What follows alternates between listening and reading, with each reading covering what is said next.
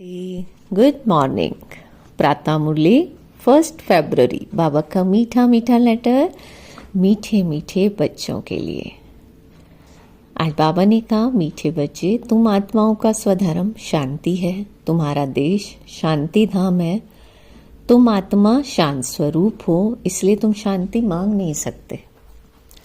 मीठे बच्चे, तुम आत्माओं का स्वधर्म शांति है। तुम्हारा देश शांति धाम है। तुम आत्मा शांत स्वरूप हो, इसलिए तुम शांति मांग नहीं सकते। बाबा ने प्रश्न किया, तुम्हारा योग बल कौन सा कमाल करता है?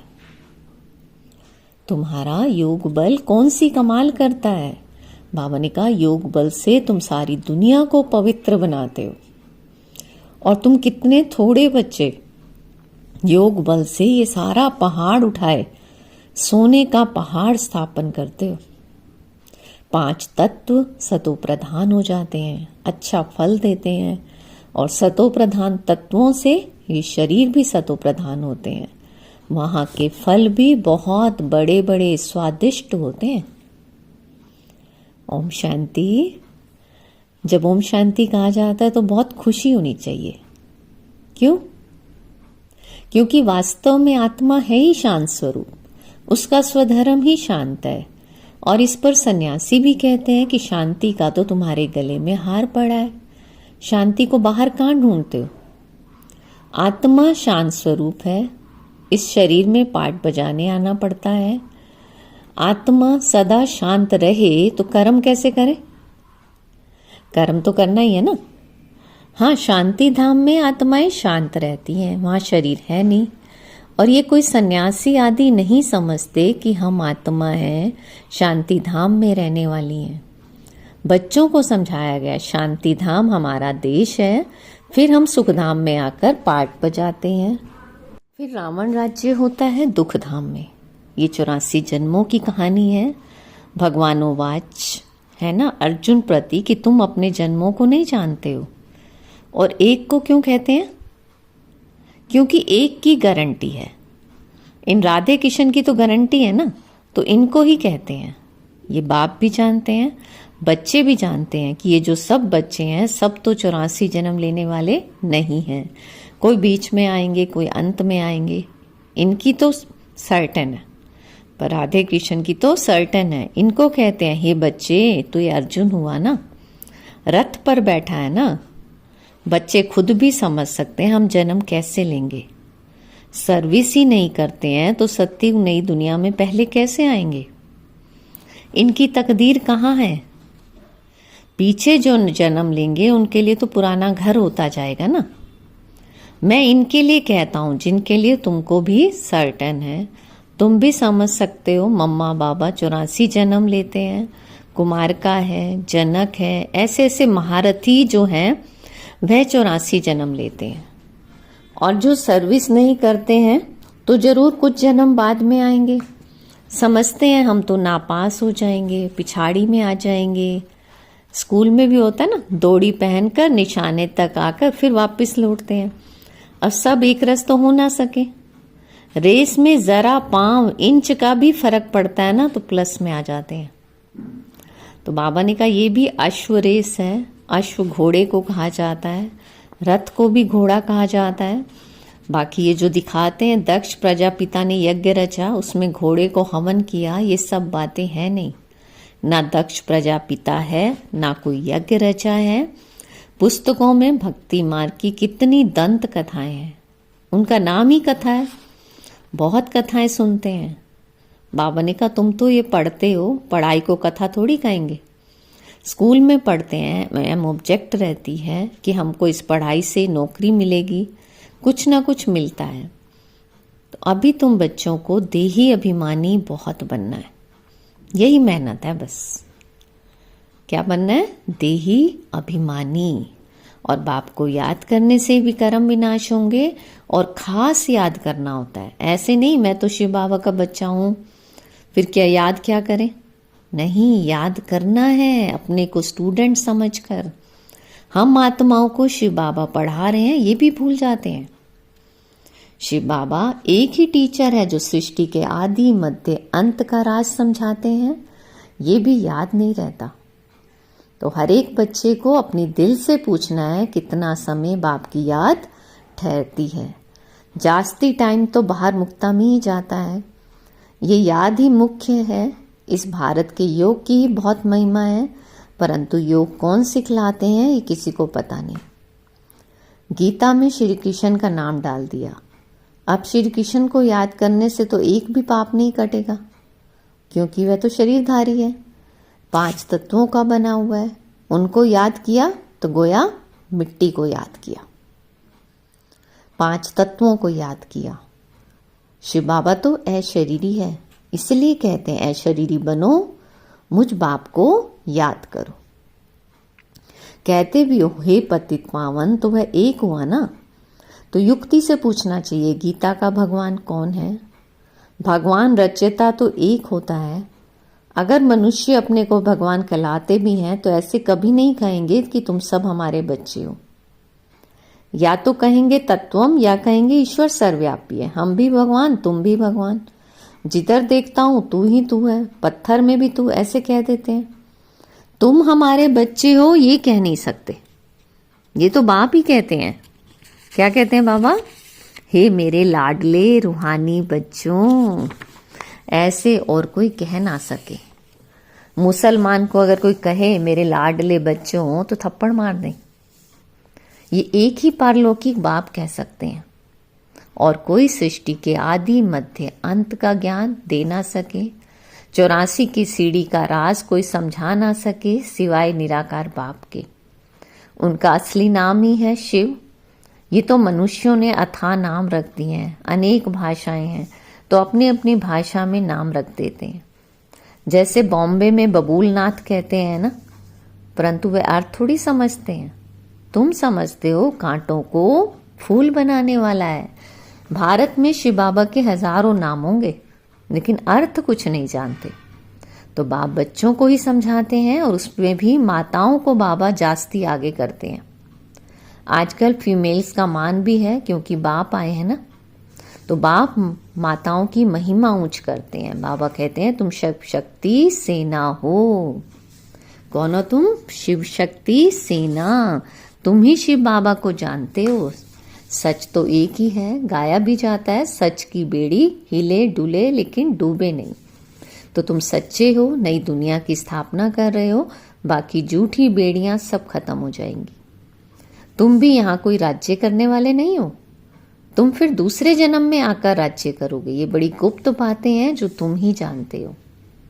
ये बाबा ना मिला होता तो कुछ भी नहीं जानते थे, अभी जाना है ना। तो बाबा ने कहा ये है युधिष्ठिर, युद्ध के मैदान में बच्चों को खड़ा करने वाला, और ये है नॉन वायलेंस, अहिंसक। मनुष्य हिंसा समझ लेते हैं मारा मारी को, और बाप कहते हैं पहली मुख्य हिंसा तो काम कटारी की है, इसलिए काम महाशत्रु कहा है। इस पर ही विजय पानी है, और मूल बात तो है ही काम विकार की। पतित माना विकारी, विकारी कहा ही जाता है पतित बनने वाले को, जो विकार में जाते हैं।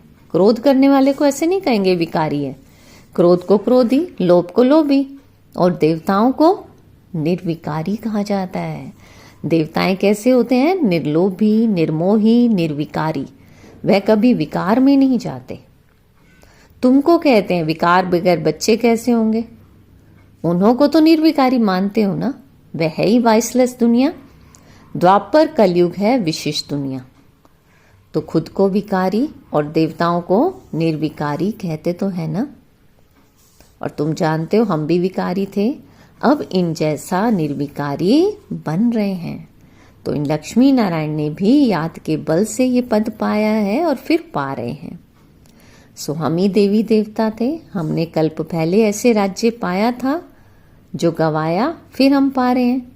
तो यही चिंतन बुद्धि में रहे तो भी खुशी रहेगी। परंतु माया ये स्मृति भुला देती है। बाबा जानते हैं तुम स्थायी याद में रह नहीं सकेंगे। तुम बच्चे अडोल बन याद करते रहो तो जल्दी कर्मातीत अवस्था हो जाए और आत्मा वापस चली जाए। परंतु नहीं, पहले नंबर में तो ये जाने वाला है। फिर है शिव बाबा की बारात। पहले नंबर में कौन जाने वाला है? ब्रह्मा बाबा, है ना। और फिर शिव बाबा की बारात। शादी में माताएं मिट्टी के मटके में ज्योति जगाकर ले जाती हैं ना, ये निशानी है। शिव बाबा साजन तो सदा जागती ज्योत है, बाकी हमारी ज्योत जगाई है।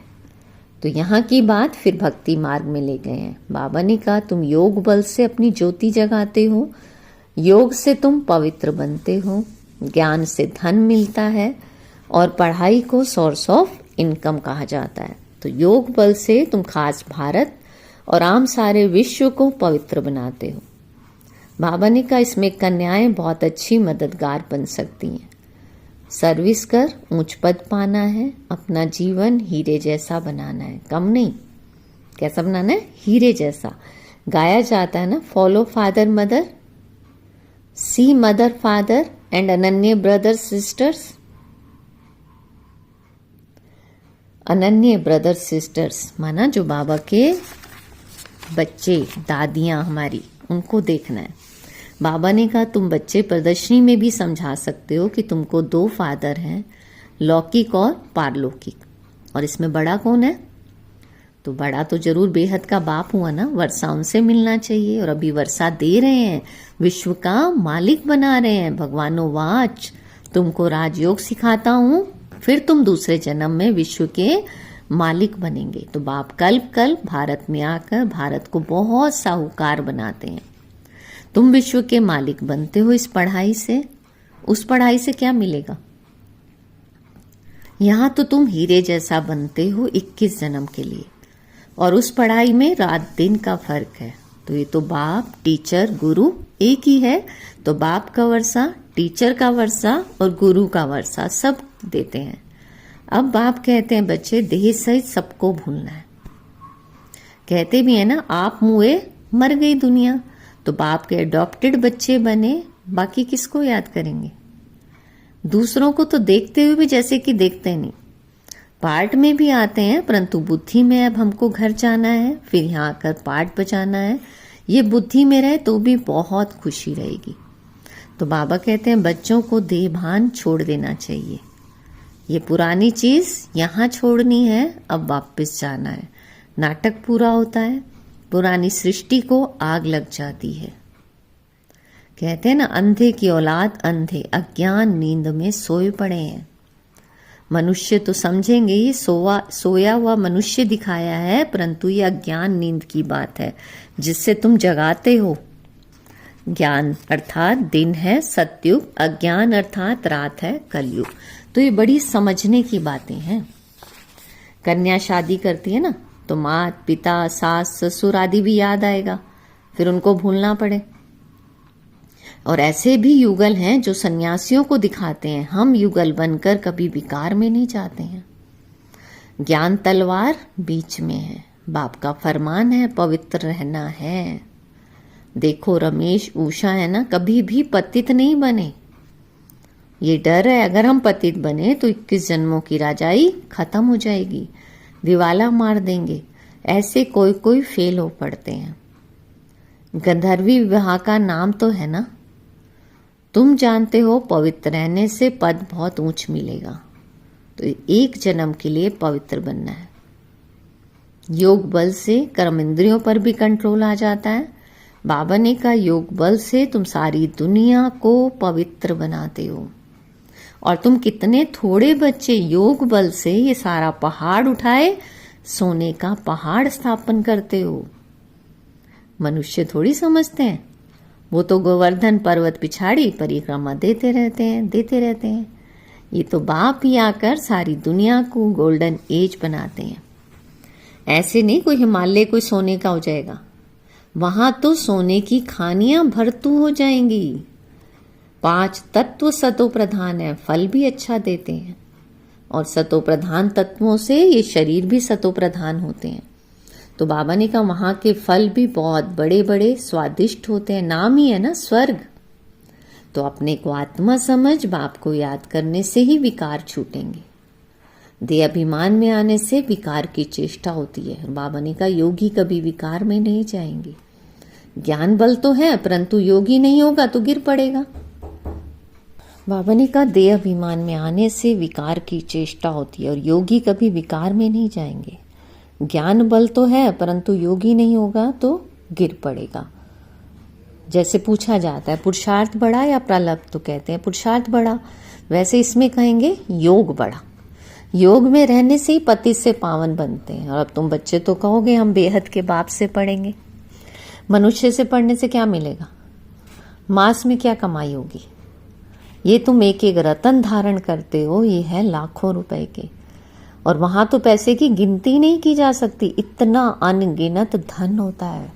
सबको अपनी अपनी खेतियां आदि होती हैं। तो अब आप कहते हैं हम तुमको राजयोग सिखलाते हैं। ये है एम ऑब्जेक्ट। पुरुषार्थ करके ऊंच बनना है। राजधानी स्थापन हो रही है।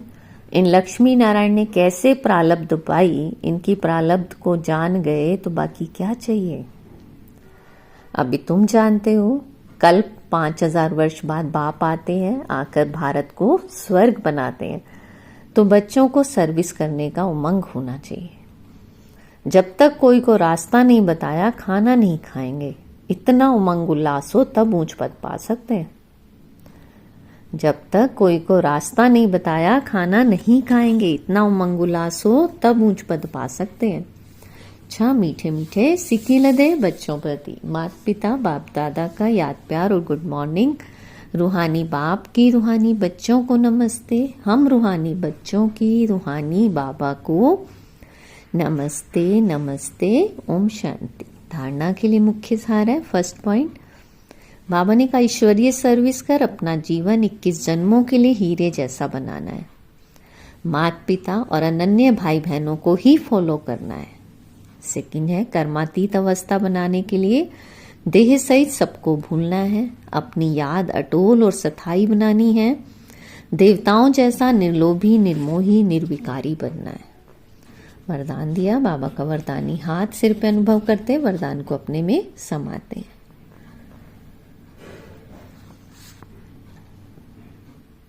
तड़पती हुई आत्माओं को एक सेकंड में गति सदगति देने वाले मास्टर दाता भव। तड़पती हुई आत्माओं को एक सेकंड में गति सदगति देने वाले मास्टर दाता भव। जैसे स्थूल सीजन का इंतजाम करते हो ना, सेवाधारी सामग्री सब तैयार करते हो जिससे किसी को कोई तकलीफ ना हो, समय व्यर्थ ना जाए। ऐसे ही अब सर्वात्माओं की गति सदगति करने की अंतिम सीजन आने वाली है। तड़पती हुई आत्माओं को क्यू में खड़ा करने का कष्ट नहीं देना। आते जाओ और लेते जाओ, इसके लिए एवर रेडी बनो। पुरुषार्थी जीवन में रहने से ऊपर अब दातापन की स्थिति में रहो। हर संकल्प हर सेकंड में मास्टर दाता बन करके चलो। स्लोगन है, हजूर को बुद्धि में हाजिर रखो तो सर्व प्राप्तियां जी हजूर करेंगी। हजूर को बुद्धि में हाजिर रखो तो सर्व प्राप्तियां जी हजूर करेंगी। अव्यक्त इशारे हैं। बाबा ने कहा एकांत प्रिय बनो, एकता और एकाग्रता को अपनाओ।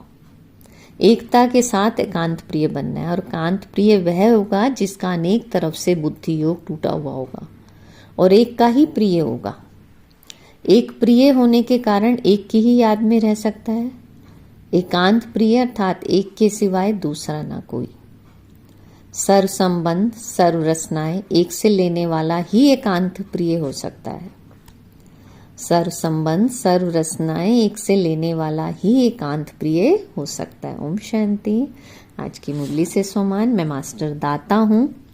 तो बाबा ने कहा पुरुषार्थी जीवन से भी ऊपर कौन सी स्थिति में स्थित होना है? दातापन की स्थिति में। हर संकल्प हर सेकंड में मास्टर दाता बन देते चलो। और आज बाबा ने हम सब आत्माओं को अपने स्वधर्म की याद दिलाई, अपने स्वदेश की याद दिलाई और अपना स्वरूप कि हम आत्माएं हैं ही शांत स्वरूप। ओम शांति। शुक्रिया बाबा, शुक्रिया। Good morning.